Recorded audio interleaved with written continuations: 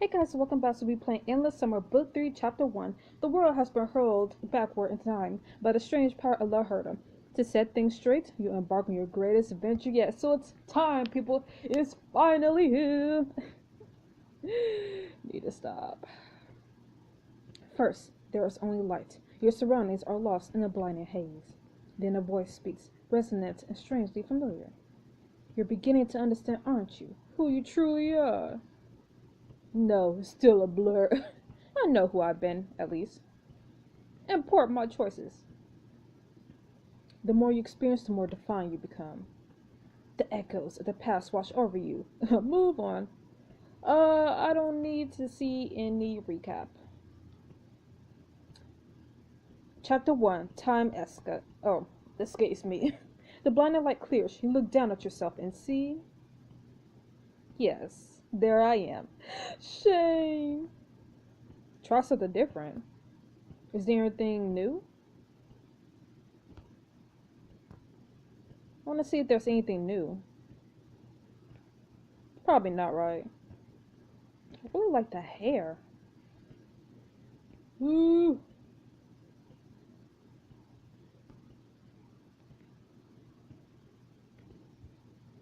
Try to, let me see what they have. Ooh, I really like this. But does it look kind of weird on me? I don't know. Or I could go with this too. I don't know. I'll go with this for now. It probably looks weird on me. Would you like to change your outfit? Um, Let me see what I have.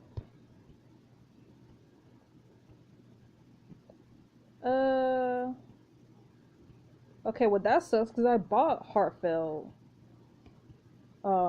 in book 2, but it didn't carry over, so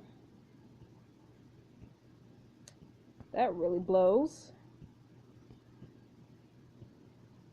Ooh, this looks nice. I haven't even been checking out all these others.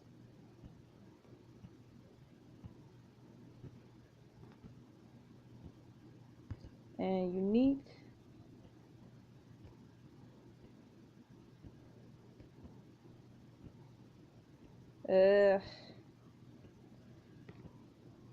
Just stick with casual. Oh wait, never mind. I do still have it. So I was about to say like I bought it. Like my closet should be carried over. Is this how you see yourself? Are you ready to face your fate? I'm ready. And what name shall you be known by? Still Shane. Are you certain? Yes, my name is Shane. The blinding light returns. You squint against the unbearable brightness. The voice seems to fade into the infinite void. We will meet again soon, Shane. All that ever was is and shall be depends on your choices. After several minutes of wandering the tunnels beneath Mount Tropo, you emerge into the main hall of the threshold. The ground shivers beneath you. Dust falls in streams from the cavernous ceiling. Back here again? You notice that the pedestals lining the causeway are empty. Huh? Did everything fall off in the quake? The shaman, Uxal glances towards the hall's exit fearfully. We must leave. The mountain's about to erupt. Yvonne, the pirate who brought you to this place, scowls across the lava pool at the center of the room. This is not what that red demon and I discussed.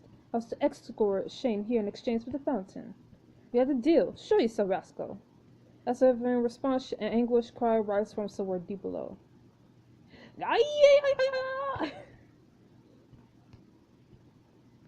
This is it. Run, Losty, has come for us all. The shake in the wall rises to a loud rumble. Through a nearby doorway, you see a section of stonework collapse. The glow of the moonlight can be seen through a newly created gap. A way out! You and Uxal rush towards the gap, but Yvonne lags behind. Yvonne, for the love of... Wait, there's something here. As chunks of masonry begin to tumble into the room, she crouches to inspect the carving on the wall. Study the carving. A particular shape stands out at you to the center of the intricately sculpted wall. La Huerta? Hey, I found a clue. It's a map.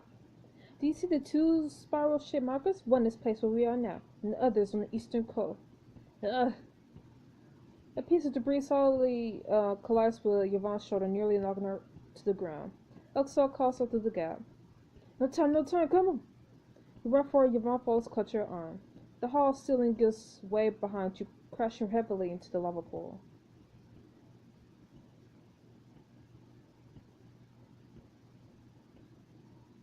OMG! Outside, a plum of fire and smoke billows from a mount of troubled summit. Streams of shimmering lava wind their way down the slopes. La Viche! Too close! She struggles to clench her left hand to a fist. This may require Fission's attention. We're lucky to be alive. I just hope everyone else is. The three of you hasten towards Springforest. Both thief. What was that you said about Fountain? Fountain? Je ne sais pas. Though Avanti fixes Yvonne in his crimson eye gaze, Yvonne sighs and finally relents. It is the most prized booty in all of the Caribbean. Long ago, a Mayan prince came to La Huerta to hide the secret of the Fountain of Youth here. So you're trying to live forever? No, I need the fountain to save my brother, Patrice. What happened to him? Yvonne doesn't answer, focusing instead of navigating the undergrowth. Do not despair, you will find what you seek. A bun? And how do you know this? You made off with the war chief Rex's personal tremor. Stealing the secret of eternal life should be nothing compared to that. He raised his staff to point out a small hill. Come, we climb. Cresting the hill, you look down to see a sea of liquid fire gathering at the base of the volcano. You should be safe up here. Several flashes light up the smoky sky. A storm? Not a natural one. Floating auras of energy appear high above, exploding into wild arcs of lightning. It's happening again, just like when we flew in. Several strokes shoot into the surrounding foliage, causing it to ignite. Zutalos! No longer safe, we must move quickly. There's a crackle of splintering wood, a huge tree trunk is falling toward you. Dive or duck! You sprint out of the way, dive into the smoking brush. As the tree crashes down, a cloud of sparks and thick smoke bellows onward. Got to keep moving! Can't breathe. You all fall to the ground, coughing helplessly. Through the haze, the fiery glow becomes brighter as trees and the grove are rapidly consumed. Your consciousness begins to slip away when a hand reaches out to you. Jake! I ain't losing you twice, Boy Scout. Jake? Jake grabs your shoulders and helps you to your feet. With his arm wrapped around your torso, the two of you hurry out of the smoke. You see Estella helping Yvonne do the same. As a group, you move on through the forest, seeking to outdistance the spreading fire. You alright? I think so. Nice timing, by the way. The two of you really know how to sweep in just the right moment. How do you call it when there are two couples? A double date? Ha, you wish. Can we say the further for when we're not about to be burned alive? Wait, where's Uxall? You glance behind you, but find no sign of the old shaman. He was on the other side of the fallen tree. Grandpa Smart knows these jungles better than we do. We're gonna have to hope he can make it out on his own. Hopefully. Ball lightning continues to appear in the sky, raining down arcs of electricity. How did you guys find us? Chopper went down right after you fell. You've been climbing the forest while Captain Big Guy search along the eastern coast. So Sean and Craig are alright. We can only hope. It's been 3 days since we last saw them. Didn't think it'd take this much time to find you, but Michonne over here will tell you that I'm wrong every great once in a while.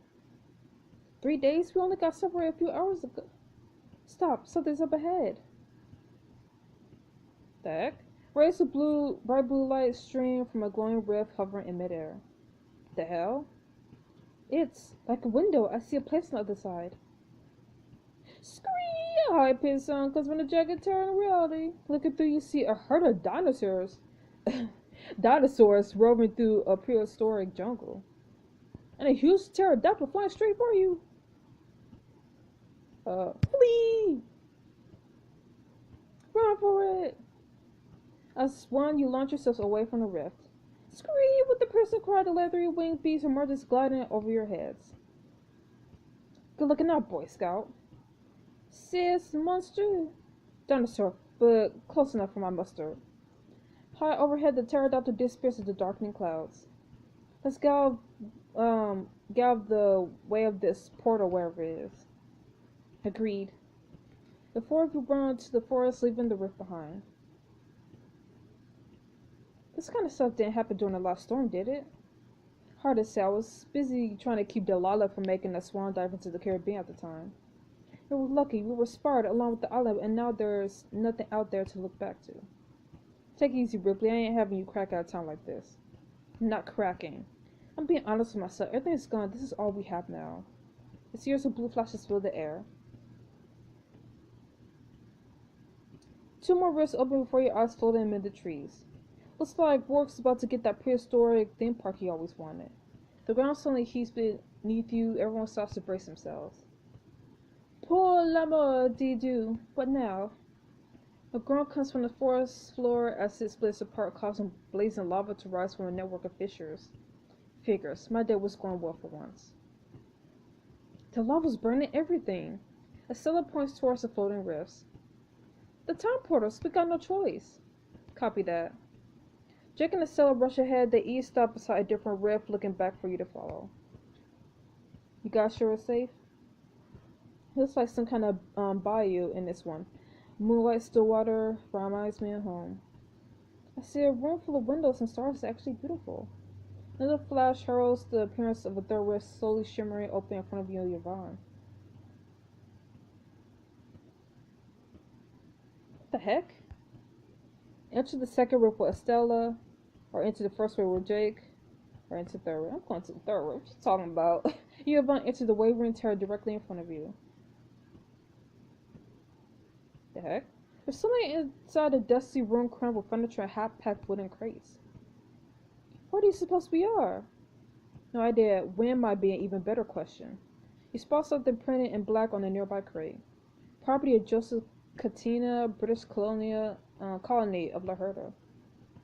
It's got a bunch of old bottles inside. This must have been some kind of bar. Yvonne selects a wine bottle and lifts it out of the crate. She unsheathes her dagger and prepares to pop out the cork. Wait a minute, you can't just take that. I'm a customer, Sherry, and more importantly, I'm a pirate. The cork comes out with the crisp pop. Yvonne takes 2 glasses and takes a moment to blow out any accumulated dust before pouring to each one. Drink with me? Sure. You take a glass and gingerly sip the dark, velvety liquid. It's not bad. Oui, that's the spot. Both of you take seats at a table within view of the hovering rift. So, why does your brother need the fountain of youth? I hope you'll be more charming to drink with. I think we at least need to talk about the fact that you were trying to trade me for knowledge about it. None, I would never trade you, truly. The red demon told me you were in danger and where to find you. And promised to give you the fountain when we return together. Caramels. Yvonne gulps down the rest of her wine and wipes her mouth with her sleeve. Shane, you're clever at making difficult choices. I guess I made it this far. If you were forced to decide between following your dream or not following it and taking care of someone you care about, which would you choose? That stuff. Oh my goodness. I mean, honestly, it depends on what my loved ones think. Because if my mom was all like, I want you to follow your dreams, don't worry about me, just, focus on, going after what you love, what you're passionate about, then I'm going to follow her words and, just go after my dreams. So honestly, it just depends on what my loved ones want. Like, do they want me to take care of them, be there for them, or do they want me to focus on my dream and, all that good stuff? So, I mean, I wish there was a third option, but I'll just say that. You are like me then. I am. I thought going out and doing what I wanted to do with my life was care for my brother. To each person their own path, I tell myself. You sound sure about that. I am, Sherry. When Patrice needed me, I wasn't there. Yvonne glances over at the rift. Sorry. The silver visible rainforest is dark and smoky, indicating that the fire has died down. We should return. You take one last sip and set your glass on the table. Hopefully they won't mind one last bottle of wine. The world is full of wine bottles, mon ami. In fact, such a surplus exists that castaways everywhere use them to deliver messages. Says very. Into the glowing terror with Yvonne close by. The ground is covered in withering smoke. The lava fish still emit a dull glow, but the surrounding brush appears to have stopped burning. And still and Jack are standing a short distance away. And then the bartender says, I'm sorry, we don't serve breakfast here. Get it? Because ham and eggs walking too. Got it. Guys having fun? Tough crowd. Come on, you two, let's get out of here before that volcano comes up with a new way to kill us. As the eruption continues flying up the night sky, everyone charges on through the rainforest. Almost 2 hours later, the shoreline comes into view. You're over a wide, moonlit cove. Pillars of natural rock rise from the sea like fingers grasping for the stars. Whoa, where are we? Man, if we'd known, Colonnade Cove, a treacherous harbor that only master sailors dare traverse. So now what? Now I guess we have to look around. What exactly are you expected to find? Look at the mountains. We're on the northern side of the island. Sean and Craig were searching to the east, right? Yes, and the eastern coast is probably one giant inferno of lava right now. It took too long. We'll find the Trinity. Just relax. Estella grits her teeth and glares at Jake. Use my name or don't speak to me again. Estella. She sits herself down on the set, facing away from the group. We're idiots to think we could all make it out through this together. Honestly, I doubt anyone's getting out of your life. Oh, pardon us, Moy, but do you happen to see that out by the cliff? Bob points at a shouty outcropping of rock a short distance away. More beach? You're about to give up squinting when you finally notice it. Something's over there. I think it's heading this way.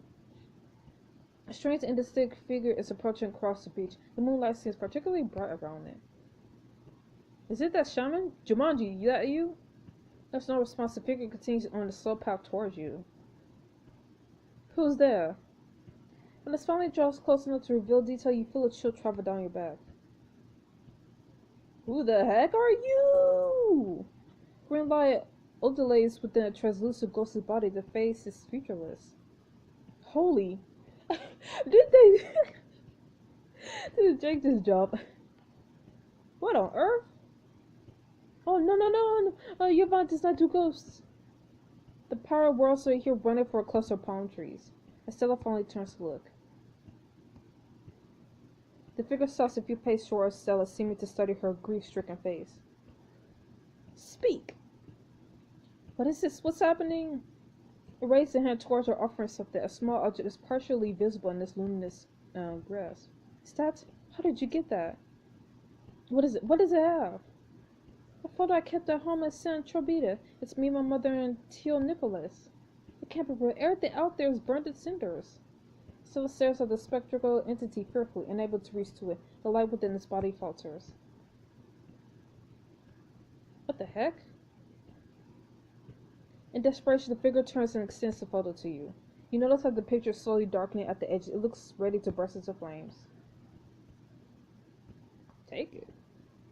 As you grasp the photograph, the figure disappears completely. It's gone. Going headed to Stella, and the moment she touches it, everything is suddenly awash with light. The haze clears, so you find yourself in a cozy yet sparsely decorated room. A man with tied back gray hair is leaning over a desk, trying to fix an old typewriter. Come on, you tonto. He smashes Cyber's cabinet with his fist. The machine emits a sad clang as his keys click back into place. The man sits down and gets ready to resume typing. After a moment of hesitation, he sighs. I've forgotten where I was. There's a knock on the door. Stella enters the room carrying a large box. Ha! And then there's my niece, who thinks she could fix everything with a fancy college degree. Hola, Tia Nicholas, I have something for you. Nicholas eyes the box, which bears the image of a desktop computer. Estelita, I told you I don't want that. Everything's traceable with computers. You're not going to use it for planning revolutions, Teal. It's for your memoirs. You're never going to finish on that rusty old thing. It looks fine enough. Does it? Acela gestures to a thin stack of hazardly typed pages on the desk. Tia, how are you going to inspire generations of central obedience with your life story if you can't even get a single chapter done? Alright, Huerta, I know how futile it is to argue with you. Good, now help me unpack it. They gather beside the box. Estella pops open the cardboard flaps. Never give up, just like your mother. I should call you Livita. She placed a large bundle of packing material in his hands. I'm not a little girl anymore, Tio. No, you're not. She'll be very proud to see you now, all grown up and on your way to great things. You should be somewhere exciting and full of promising young people. New York, London. I like it here. Central Beat is your past, Estella. It's my home. We fought for this place, remember? I'll never forget, but we're free of Salazar's corruption now. We signaled that fascism will not be tolerated here again. Yeah, so now it's time to take care of ourselves, time to rebuild and plan for the future. Are you thinking of starting a family? Maybe I am. Ha, didn't think I'd see the day. Same here. Perhaps I'll even be a tia abuela.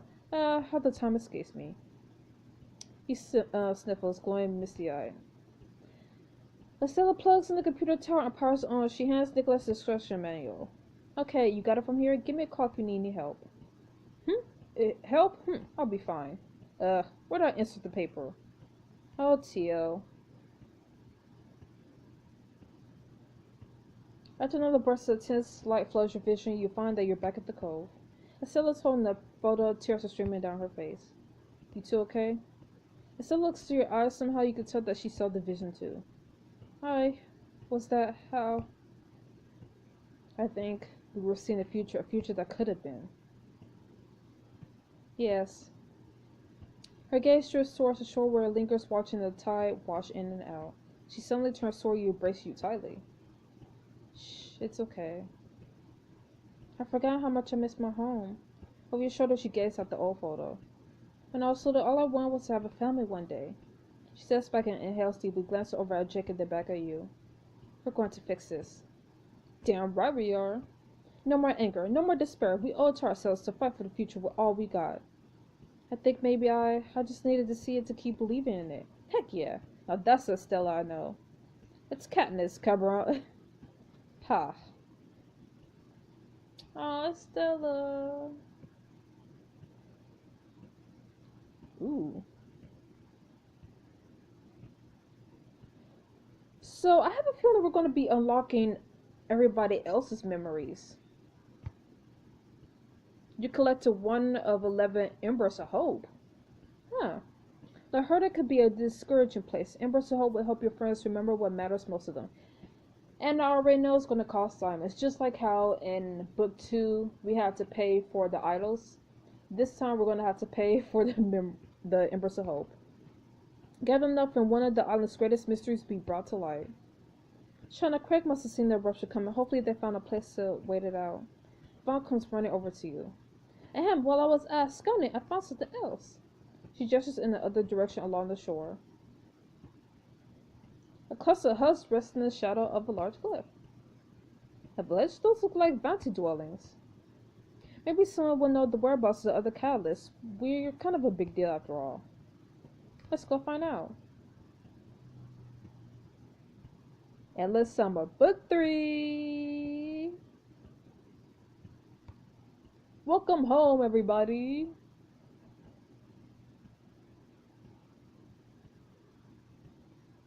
Chapter 1 complete. 1 of 1 clues found. Ember of Hope found.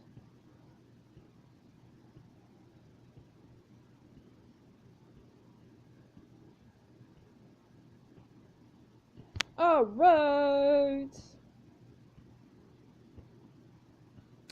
Interesting. Like, I really am interested in this whole Ember of Hope thing. I really am interested, and I wish I had the diamonds to unlock all of them, because I am curious to see more. And then of course, remind everybody to like not give up hope and just to keep going strong. So yeah, this was a good start to book 3, and hopefully we'll be able to get off the island, say our home and just, have a good life. Because, whatever, what happened in book 2, man, like, anyways. So, I'll see you guys next week for the next chapter of Endless Summer Book 3. Stay frosty. Bye bye.